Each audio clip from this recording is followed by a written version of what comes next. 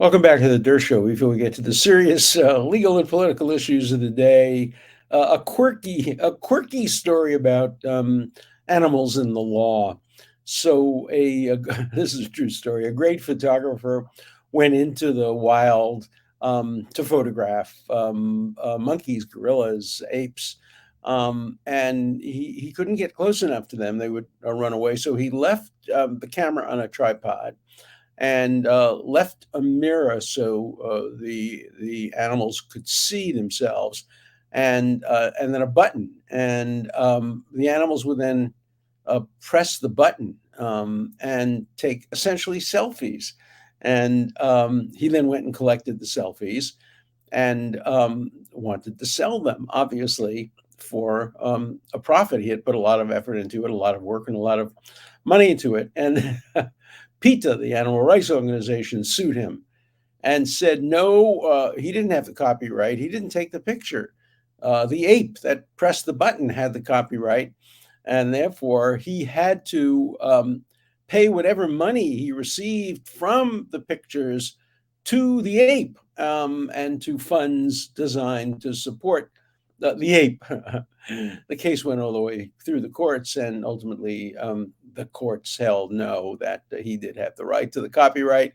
And then the Copyright Agency issued a clear, definitive, important order that PETA hated, saying animals do not have copyright. The copyright is always going to be in the person who got the animal to take the selfie or take the picture. All right, that's my quirky law bit for the day. I found it amusing. I hope you did too. So this is my end of the year show. We're approaching New Year's. There will not be another podcast between now and New Year's. So I'm asking the question on this podcast: was 2022 good or bad for America? And the answer is clear: yes, it was both good and bad for America. There were some very good things. There's a lead editorial in the Wall Street Journal today that is entitled "Democracy Made a Comeback in 2022." And it goes through most of the positives that happened for democracy, not only in the United States, but around the world. And they make a fairly compelling case that there were some pretty good things for democracy. Congress actually passed some legitimate legislation. There was a little bit of cooperation between the Democrats and the Republicans. They list the most significant gun safety bill in decades. Now, some of my viewers will say, "Oh my God, that destroys democracy." What about the Second Amendment? No, these were gun safety bills that were entirely consistent with the Second Amendment. Legislative support for same-sex marriage, very important, because it begins to federalize the issue and take it away from the states. They go through a number of other issues that they think were quite positive. Congress passed, this is very important, the Reform Electoral Act that clarifies the process for challenging election results during the tally of electoral votes in Congress. It means that Congress made it clear that the vice president's role is solely ministerial and that the holder of this office has no discretionary authority to delay or reject slates of electors, preventing any future president from trying to do what President Trump did to Vice President Pence. Look, it's an improvement, but they didn't go far enough. Congress should pass a national electoral commission, much like Great Britain has, other European countries have, Israel has. This is a commission usually consisting of wise women and men, people who have been, say, former justices of the Supreme Court, presidents of universities, ministers, people who are beyond reproach. And when there's a challenge to an election, it doesn't go to partisan Congress to make the decision. Instead, it goes to this commission. And this commission decides whether or not the election was fair or wasn't fair, and or what aspects of the election were fair or not fair, and make suggestions for improvement. Be a tremendous step forward if Congress were able to pass and establish a permanent electoral commission, say with people serving 10-year terms, with an equal number of people who have backgrounds of Democrat backgrounds, Republicans, and hopefully some who have nonpartisan backgrounds or backgrounds that whose partisanship is not particularly apparent. That could be very, very helpful, but that hasn't been done. Um, the Wall Street Journal classifies Ukraine as a success for democracy because the Ukrainians have obviously resisted with some degree of success and at a tremendous cost, tremendous price, the totally unjustified invasion by a tyrannical regime in Russia. It also talks about successes in other democracies, the protests in Iran, street protests led mostly by women, following the unjustified killing by Iranian police of a woman who was arrested for not wearing a proper religious garb. The weakening of the Erdogan regime in Turkey. All of these are pluses for democracy. They also rank, and this is going to be very controversial with some of my viewers and listeners. They rank the electoral results of 2022 midterm elections as a very positive step for democracy because the citizens of the country weakened any support for people who claim the election was not a proper election. Here's what it said.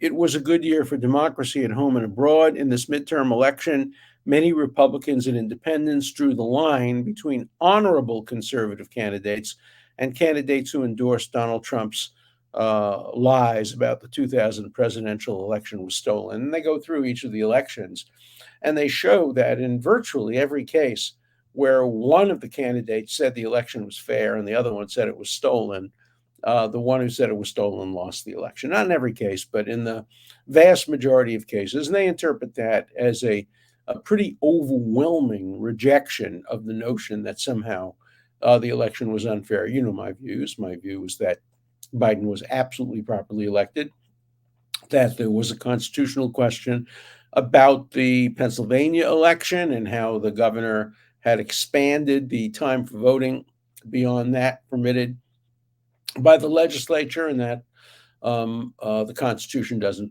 permit that, but there weren't enough votes, even late votes. If you give them all to Donald Trump, not enough to change the outcome of the election, even in Pennsylvania. And certainly the outcome of the election would not have been changed by any legal challenges in any other state. So it was a completely legitimate election. And that's why I refused, this is public record, I didn't reveal anything, turned down the opportunity to defend President Trump in his second impeachment because I didn't want to be part and parcel of any claim that the election was stolen or unfair. And I think the results of the 2022 midterm elections were probably good for democracy. A very narrow victory for Republicans in the House, a very narrow victory for Democrats in the Senate.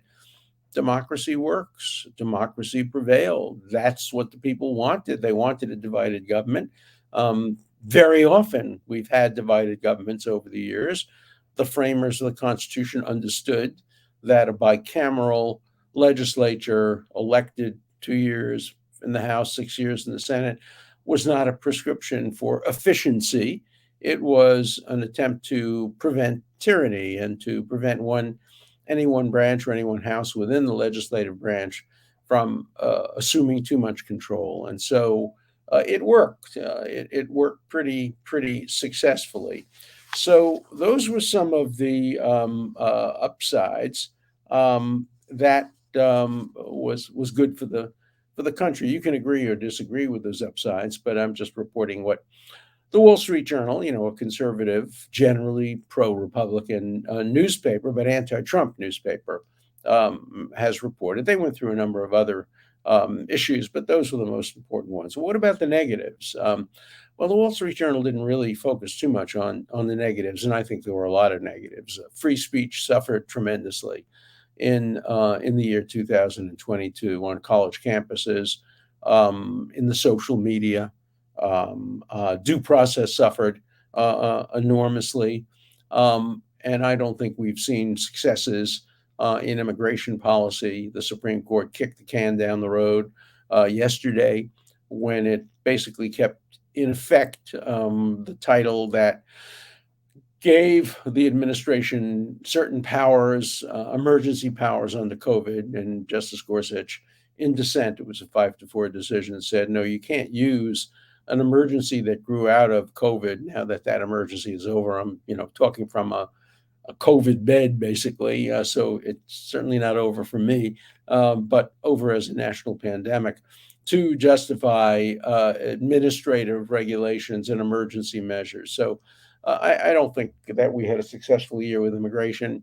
I do think that Ukraine, you have to regard that as a mixed year for democracy. Yes, Ukraine seems to be holding its own, but the death toll there and the injuries are staggering and unacceptable. Mostly, we've seen terrific defeats for free speech on college campuses. For example, Berkeley, the home of the free speech movement, simply has become a paragon of free speech for me, but not for thee. Today, 14 law school clubs, including the Feminist Club, the Gay Club, the Southeast Asian Club, will not allow people like me or you, presumably, to speak at any of these clubs on any issue. I can't speak on abortion rights. I can't speak on tax policy. I can't speak on gay rights. I can't speak about the First Amendment unless I'm prepared to hold my hand to God and swear that I don't believe in Israel's right to exist. If you believe in Israel's right to exist, even if you believe in the two-state solution, and even if you believe that Palestine should be a larger state than Israel, as long as you believe in any Jewish state, nation state of the Jewish people, then you can't speak at these 14 clubs on campus. And as Dean Erwin Chemerinsky, very able dean at the Berkeley Law School, said, that really precludes 90% of the Jewish students at Berkeley who believe in Israel's right to exist, including him. So the dean of the Berkeley Law School can't speak about constitutional law at 14 of the clubs. Is that a victory for free speech? Well, they may have the right under the Constitution to censor whoever they want to censor, but it surely is not a victory for free speech. It's despicable. And the question remains, it's a question I've asked before, should the names of officers of these clubs, the people who promoted this McCarthyite censorship, should they be made public so that law firms would know which law students were behind this censorship, so that the clients would know, do you really want to have somebody represent you who doesn't want to listen to anybody who disagrees with them on the issue of Israel, Palestine? May be the right approach. Maybe the First Amendment approach, the answer to bad speech is good speech or full speech. Maybe the right approach is to publish the names of people who are behind this censorship so that the public could judge for itself. I leave that to you. That's really an issue for a different day, but really a serious one worthy of consideration. So those are some of the pros and the cons. 2022 was a good year for me in the sense that finally, since 2014, when I was accused of having sex with somebody who was associated with Epstein, I denied it categorically and repeatedly. And finally, in 2022, she recognized that she may have been mistaken in identifying me as one of the people with whom she had sex. So that was a big plus for me. It didn't change very much. Organizations that canceled me as the result, the 92nd Street Y, the Temple Emmanuel, the Ramah School, haven't extended invitations or haven't apologized. But it was important for me. And so I would say on balance, that was what made it a good year for me. It was a mixed year for me as well. And ups and downs health-wise. I mean, getting older, I'm 84. But on balance, a good year. Let's hope that next year is a better year for everybody. I've said this before. that in Israel, a pessimist is defined as somebody who says, "Oy vey, things are so bad they can't possibly get worse," and an optimist says, "Yes, they can." So, do I think things could get worse in 2023? Yes, I think they can get much worse. Could they get better? Yes, I think they could get considerably better.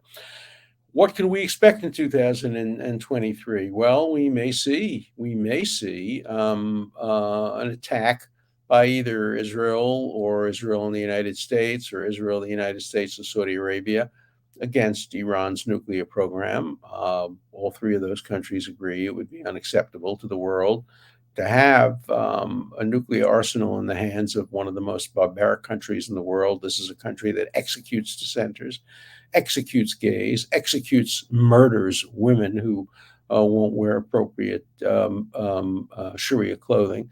Um, so it's certainly possible we could see a major event in Iran. But you never know what part of the world will explode. Who would have anticipated a year ago that the only hot war, the major hot war in the world today, would be in Ukraine? It was certainly not on the radar of very many people or very many intelligence agencies. Obviously, it grew out of the distorted mind of Putin and maybe some of his advisors, and it was a very, very bad thing for the world. What else do we think? What other unexpected events could arise? I can tell you one thing for sure: there will be events that, as we sit here today, are unexpected and unpredictable. That's the nature of our changing world. Will Elon Musk's takeover of Twitter have a profound effect on freedom of speech in America? It could. It already has.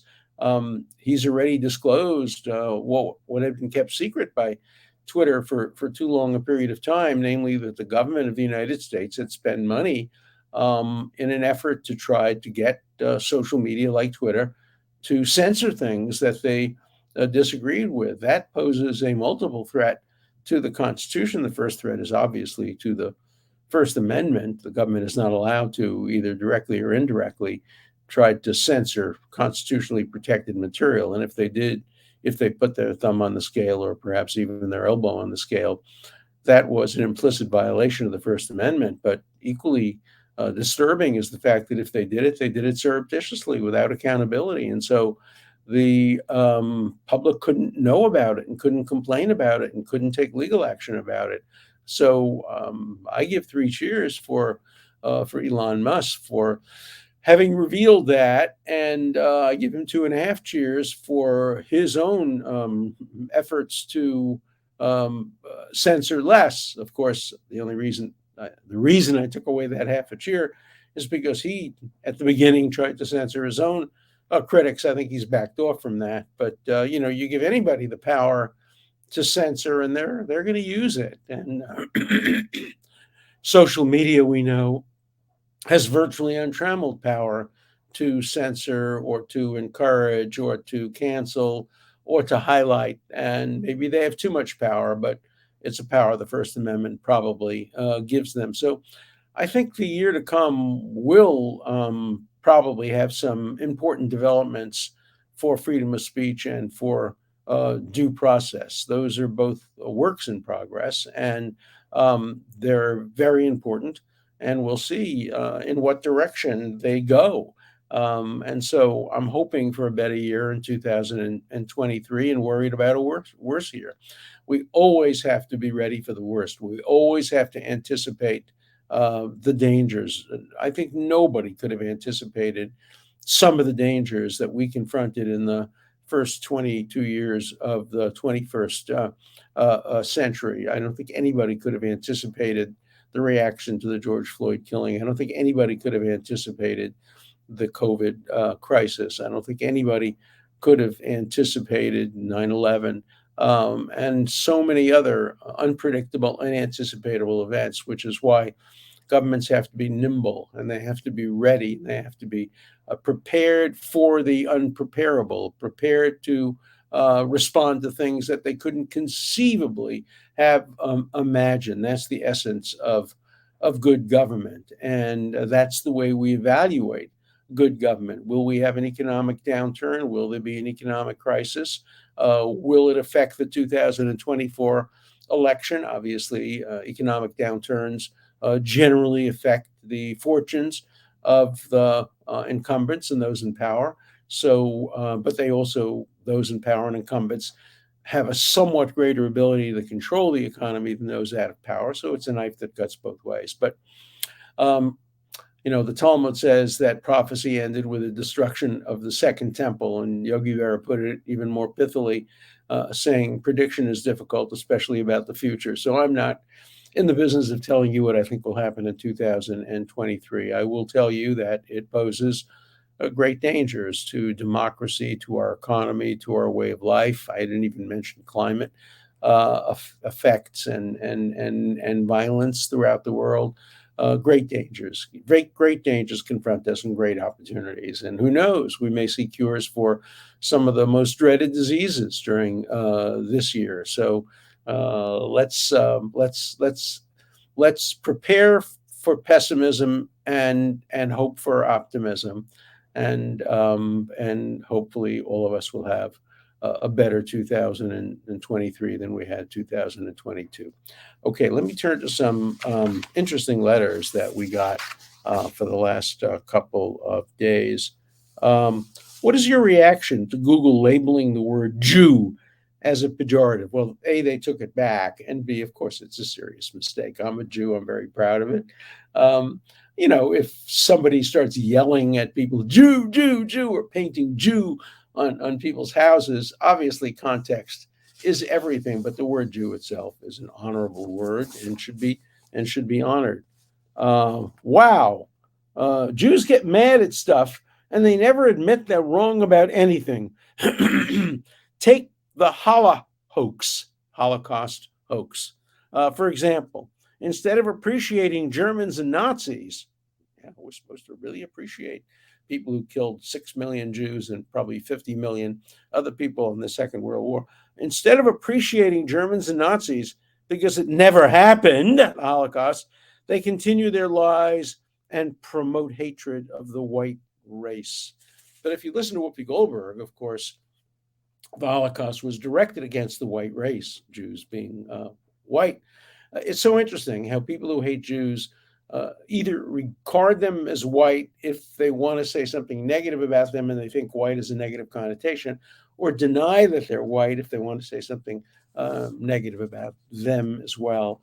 There's no limit to the imagination of horrible, miserable anti-Semites like, what's his name? Werefrichus, WEREFEATO35.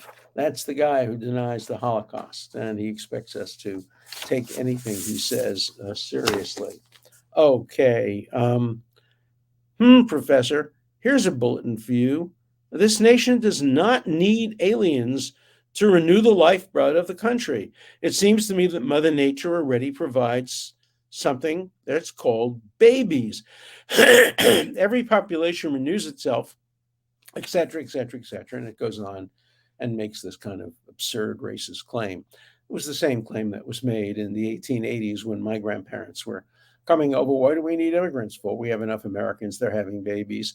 Well, think of what America would look like if not for the immigration that started in this country, say in about 1850, with German immigration, then Irish immigration, Italian American immigration, Jewish immigration, Greek immigration. How many diseases were cured by those immigrants? How many great pieces of music and shows and books and literature were produced?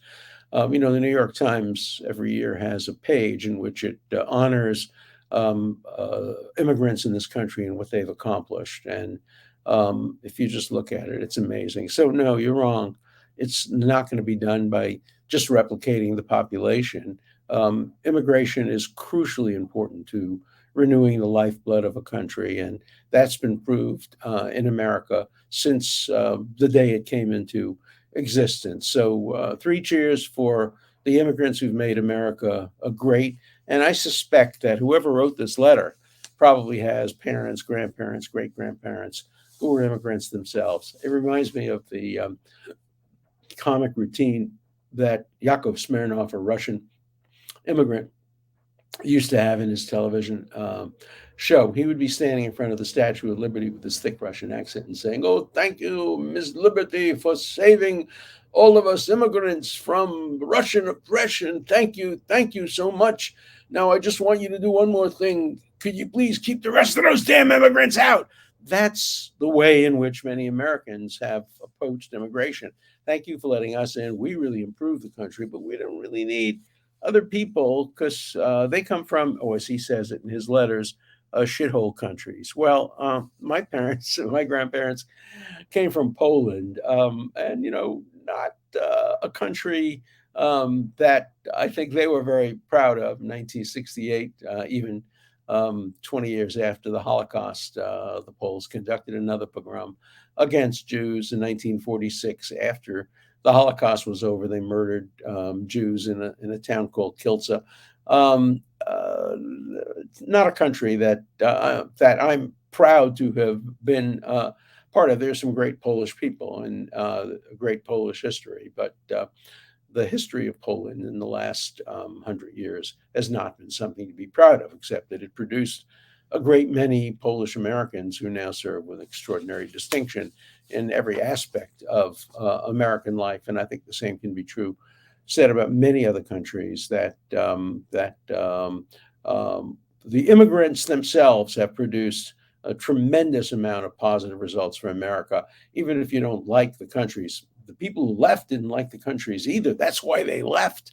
My parents didn't leave. My grandparents didn't leave Poland because they loved it. They left Poland because they were being murdered and they were being subject to pogroms and they were being subject to discrimination. So that's in the nature of immigration. Um, there's a lot of letters about Jews today. Remember, we talked about Santos and that he claimed he was not Jewish, he was Jewish. How many Jewish folks are named Santos is the question. Well, many. If you go past the synagogue that's in my corner of my house, the Central Synagogue, and every week it has the names of the bar mitzvah and bat mitzvah boys and girls. And it's remarkable. You see the names of the bar mitzvah boys: Sullivan, O'Connor, Farinelli. There are so many mixed marriages today and conversions that you just can't tell a Jew by their last name. So, yeah, there are probably a lot of Jews named Santos. It's probably also a Sephardic Jewish name. So, don't judge Jews any longer by their ethnicity. It used to be you could do a census of a Jewish population by just looking in the phone book and seeing how many Cohens there were and extrapolate, or Levines. That's no longer the case with Jewish integration into marriage and conversion. Okay, let's see if we have time for any more. Let's at least one more. Santos seems to be a complete clown and a confidence man who fooled many of his fellow people with his hollow words, but he was lawfully elected by voters. He will serve his term, but the speaker shouldn't allow him to sit on committees and just let the New York voters decide in 2024 if there should be consequences for his false statements. Lies are, in fact, speech, so he can say he has green hair when it's obvious his hair is not green. Thanks for your great podcast. Look, I think that's probably the right approach, and I don't think he should be denied committee status unless that's done on both sides. And I think it should be done on both sides. That committee assignment should not be rewards for bigotry or for lying. Let's see. Okay, one more one more question about Jews. Just a lot today. I'm still waiting for any Jew to explain what Kanye said that was anti-Semitic. But let me begin. The Jewish people should be subjected to Death Con 3. Death Con 3. The man is an ignoramus. The man is a bigot. And if you don't think it's anti-Semitic to use death and Jewish people in the same sentence following the Holocaust and having lunch with a notorious Holocaust denier and anti-Semite, Trump may not have known about him, but certainly Kanye West knew who he was bringing to lunch. So, no, don't defend Kanye West. He's a bigot, an anti-Semite, and an ignoramus. Hey, That's just my opinion. So please, everybody, have a happy New Year, a safe New Year. Don't drive when you're drinking, and wear masks when you're in crowds, and try your best not to get as sick as I got over COVID, and try to have a good year. And may 2023 be better than 2022. Happy New Year.